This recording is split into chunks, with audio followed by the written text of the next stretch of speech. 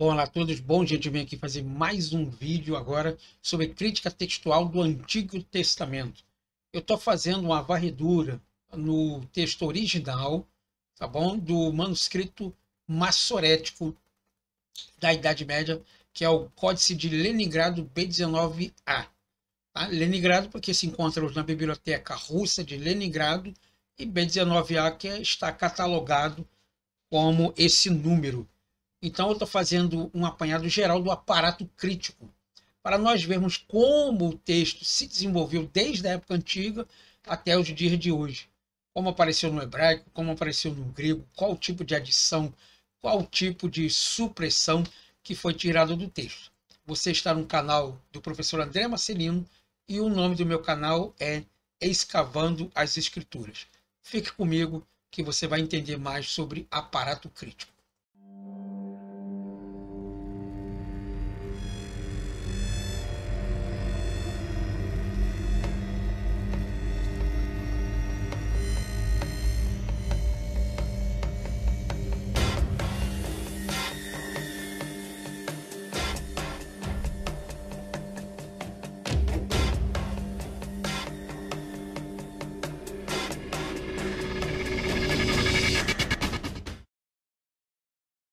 Então, começaremos aí com a crítica textual do Antigo Testamento hebraico. Eu sou o professor André Marcelino, estarei agora passando para o próximo slide. Tá? Nós temos aí o próximo slide que diz assim: Kai opsientai, passa saxi, to soterion tuteum, e toda a carne verá a salvação de Deus? Está no Evangelho de São Lucas, capítulo 3, verso de número 6. Bom, toda a carne vai ver a salvação de Deus? Ou toda a carne verá a salvação que vem de Deus?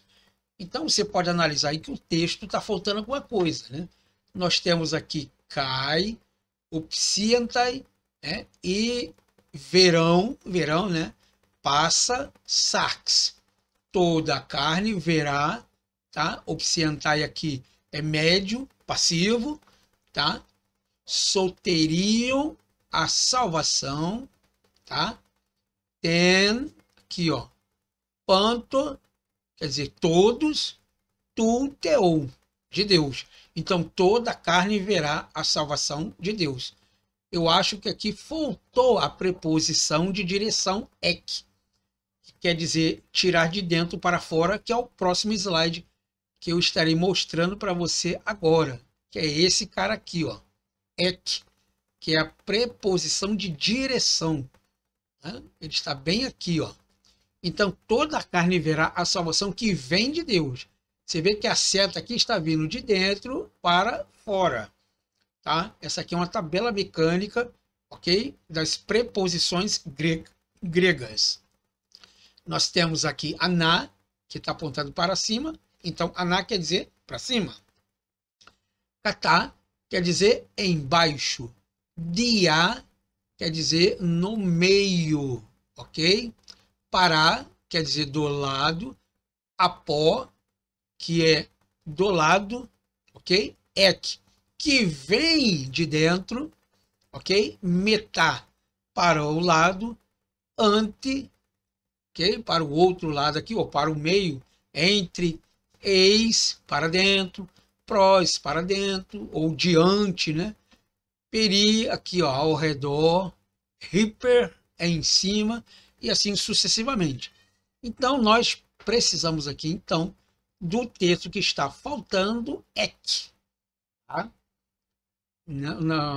O copista aqui, ele deu um cochilo e esqueceu de colocar a expressão ek. O interessante é que vários outros manuscritos, esse aqui é do Códice Sinaítico, data do IV século, ok? Os outros manuscritos também não mencionam essa preposição. Então, eu vou fazendo uma análise no texto ali, eu consegui reparar essa situação aí, tá bom? Nós temos uma outra aqui muito interessante, que é do texto hebraico, no capítulo 1 do livro de Gênesis, ok? Então, firmamento entre as águas que estavam debaixo do firmamento, e viu que o texto termina aqui, ó. Vayeriken, aqui, ó. E viu que, aqui, ok? Laraquiá, aqui no firmamento, tá? Aqui, ó, Laraquiá Vayeriken. E viu o quê? Viu o quê? Bom, no aparato crítico da Bíblia Hebraica, Estudo de Cartência, B19A, nos informa que o copista, que a Septuaginta traz a expressão Aisunecte torrido, tu pacator, tu hirano, estais sinagogas autum, caiofte rezera, e ajuntou a água debaixo dos céus, ou a água que estava debaixo dos céus, para o ajuntamento delas, e fez, ou juntando ela, fez a porção seca, tá bom? Então, a Septuaginta, que data do 3º século antes da era cristã, adicionou todo esse texto aqui, depois e viu que, porque nós temos aqui a expressão laraquiá, firmamento, vayeriken, né? Do firmamento, e viu que. Aí nós temos aqui 2 pontinhos.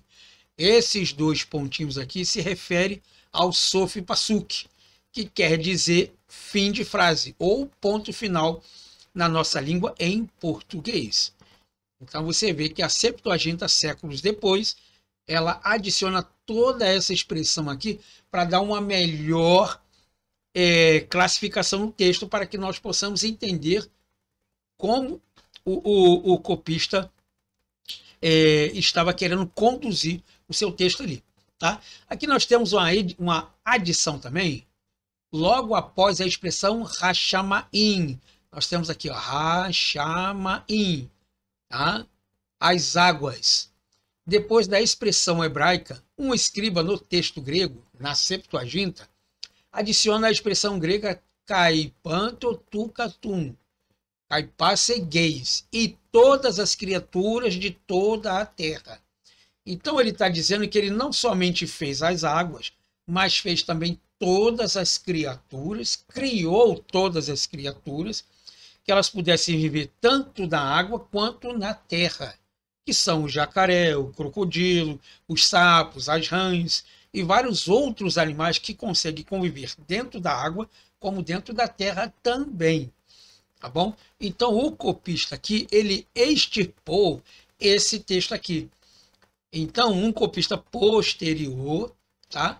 Adicionou depois de águas, Hashamaim, tá bom? Ele colocou todo esse texto aqui, e todas as criaturas que vivem dentro da água, como vivem dentro da terra também, tá bom? E bicol e de todo, aí vem o texto mais lá embaixo lá, ok? Então toda essa parte ela foi extirpada do texto, foi na verdade mutilada, né? Para ficar um melhor entendimento.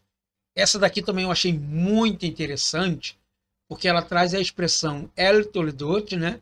Esta é a geração, Hashamaim, dos céus, Verhaaret, e da terra. Esta é a geração dos céus e da terra. Terra e céu tem geração? Tem descendente? A Septuaginta traz a expressão Alter Biblos. Este é o livro de registro, o livro de registros das criações. Tá? Isso é um documentário, alguma coisa que está registrado no texto. Então, novamente, aqui nós temos uma expressão arcaica do texto hebraico, El Toledot.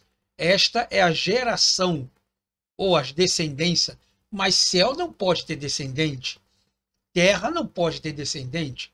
Então, na verdade, o texto grego aqui ela faz uma correção, dizendo que esta ou este é o livro que faz o registro histórico das gerações, ou daquilo que foi criado. Tá bom?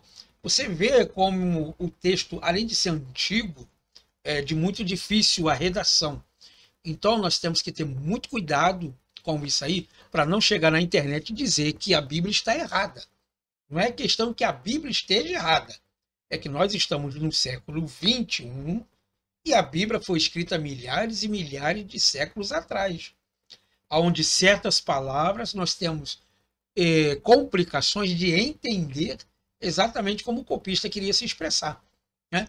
É como essa daqui. E disse os deuses, ou Deus, que fervilha as águas de fervilhação de seres viventes, a ave que voe sobre a terra e sobre as faces de um firmamento dos céus.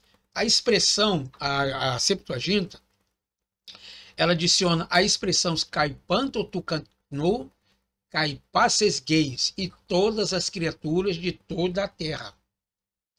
Então, o texto grego diz, o texto hebraico diz assim: e disse Deus, ou os deuses, que fervilha as águas de fervilhação de seres viventes, a ave que voe sobre a terra e sobre as faces de um firmamento dos céus. Ela acabou aqui. Mas no texto grego, ele é mais detalhado. Ele diz que multipliquem os seres que vivem dentro das águas. Eles não só vivem, como eles têm que se multiplicar. Os seres que voam, eles também têm que se multiplicar.